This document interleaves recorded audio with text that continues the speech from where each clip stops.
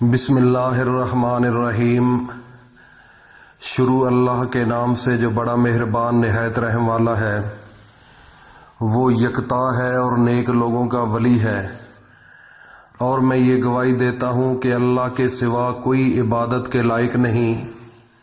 وہ اکیلا ہے، اس کا کوئی شریک نہیں اس دنیا میں۔ اور میں یہ بھی گواہی دیتا ہوں کہ حضرت محمد صلی اللہ علیہ وآلہ وسلم اللہ کے بندے، اس کے رسول اور آخری نبی ہیں۔ اے میرے اللہ، میرے نبی حضرت محمد مصطفیٰ صلی اللہ علیہ وآلہ وسلم پر اور ان کی آل پر اور ان کے تمام صحابہ اکرام رضی اللہ تعالی عنہم اجمعین پر اپنی خاص رحمتیں، برکتیں اور سلامتی نازل فرما۔ میرے بھائیوں اور دوستوں، میری ماؤں، بہنوں، بیٹیوں، ربیع الثانی کا آخری جمعہ آ چکا ہے۔ آج آپ کے سامنے قرآن مجید کی ایک ایسی سورت، جس سورت کو قرآن کا دل کہا جاتا ہے، اس سورت کے اندر ایک چھوٹی سی آیت ہے جو اللہ رب العزت نے عرش برین کے خزانوں میں سے ایک خزانہ اپنے نبی حضرت محمد مصطفیٰ صلی اللہ علیہ وآلہ وسلم کو تحفہ دیا۔ آج اس کا وظیفہ لے کر آپ کے سامنے حاضر ہوا ہوں۔ کوشش یہی ہوتی ہے کہ میں اپنے تمام بھائیوں کو، اپنی خصوصاً ماؤں، بہنوں، بیٹیوں کو ایسے وظیفے دوں کہ جس سے آنن فانن زندگی کے اندر چینج آ جائے۔ کیونکہ پہلا دور تھا جب انسان حج کے لیے جایا کرتے تھے تو اس وقت لوگ پیدل جاتے تھے، تو جو حاجی حج کے لیے جایا کرتا تھا وہ سب کو، گھر والوں کو مل کر، اور پورا گاؤں اکٹھا ہوتا تھا، ایک بڑا عجیب سا سما ہوتا تھا، تو سب لوگ اس کو محبت سے ملتے تھے اور اس کو الوداع کرتے تھے۔ اور سادہ لو انسان تھے تو وہ یہ بھی کہتے تھے کہ ہمارا بھی سلام عرض کر دینا اپنے پیارے نبی حضرت محمد مصطفیٰ کو۔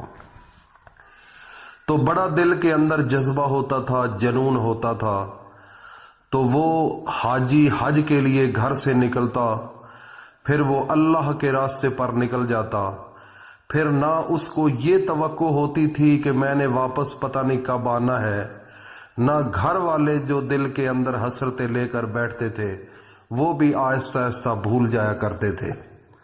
کیونکہ اس دور کے اندر اگر یہاں سے پاکستان سے اگر کوئی بندہ جاتا تو اس وقت آئیڈیل آپ یہ کہہ سکتے ہیں کہ سال ڈیڑھ سال کا عرصہ لگتا تھا، 1.25 ڈیڑھ سال کی رینج جو تھی بنتی تھی۔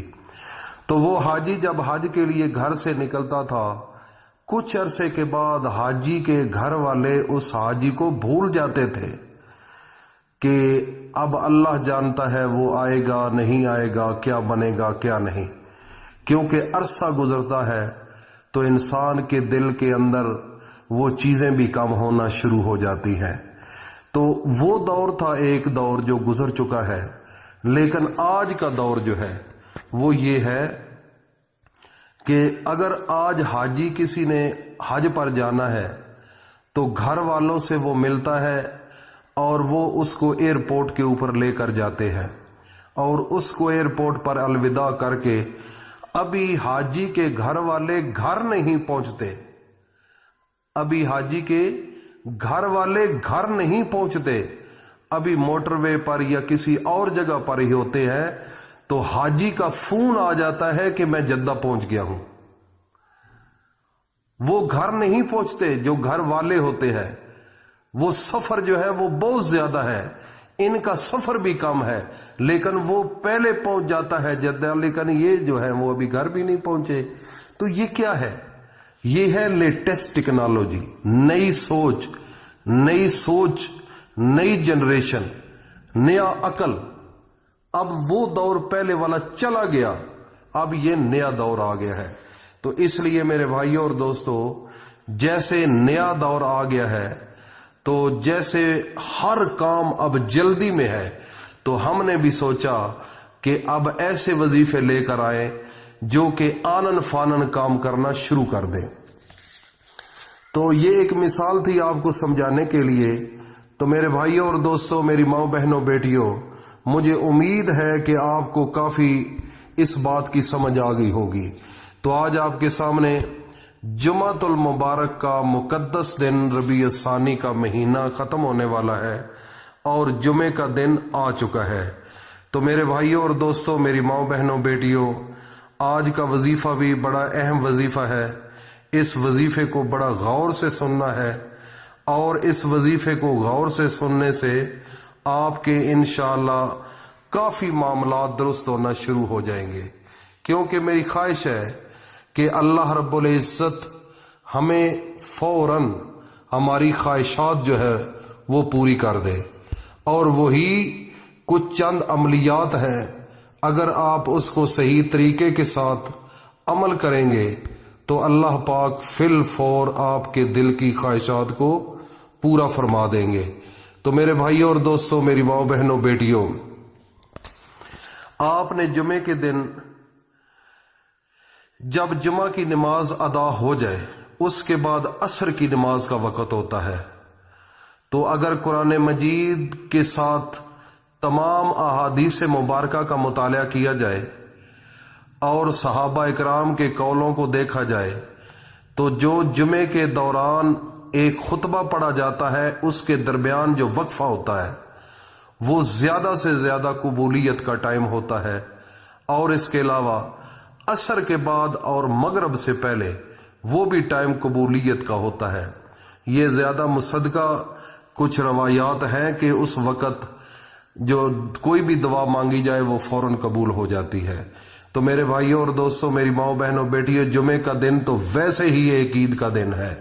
اس دن تو اللہ کی خاص رحمتیں آتی ہیں، اللہ کی برکتیں آتی ہیں، اللہ کی سلامتی آتی ہے، لیکن ہم نے وہ ٹائم چوز کیا ہے تاکہ ہمارا عمل فوری طور پر کام کرنا شروع کر دے۔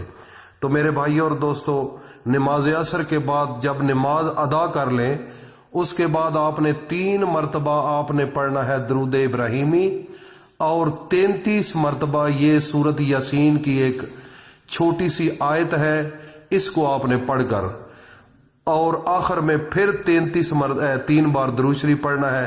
اس کے بعد ہاتھ اٹھا کر اللہ کے سامنے دعا مانگنی ہے۔ اللہ رب العزت کا وعدہ ہے، جو انسان صدقے دل کے ساتھ، یکسوئی کے ساتھ اور کامل ایمان اور کامل یقین کے ساتھ جو بھی دعا مانگے گا، اللہ رب العزت اس کی فوری طور پر پوری فرما دیں گے۔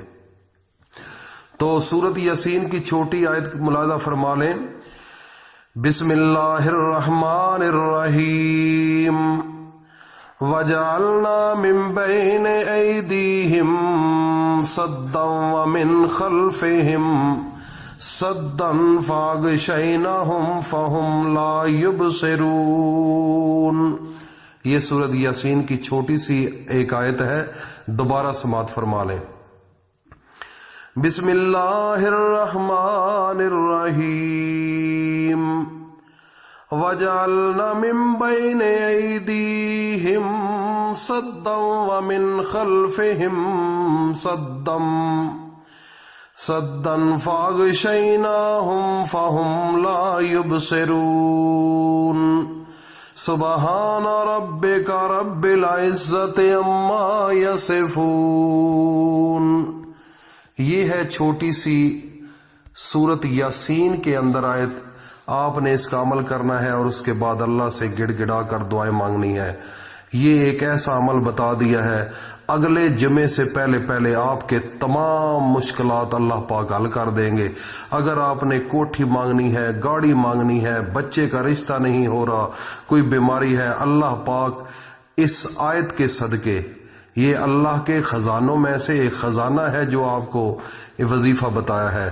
مجھے امید ہے کہ آج کا وظیفہ صحیح صدقے دل سے آپ کریں گے۔ اللہ پاک ہم کو اس پر عمل کی توفیق عطا فرمائے، اور اس کو صدقہ جاریہ سمجھ کر دوستوں میں شیئر کر دینا۔ اللہ حافظ۔ السلام علیکم ورحمۃ اللہ وبرکاتہ۔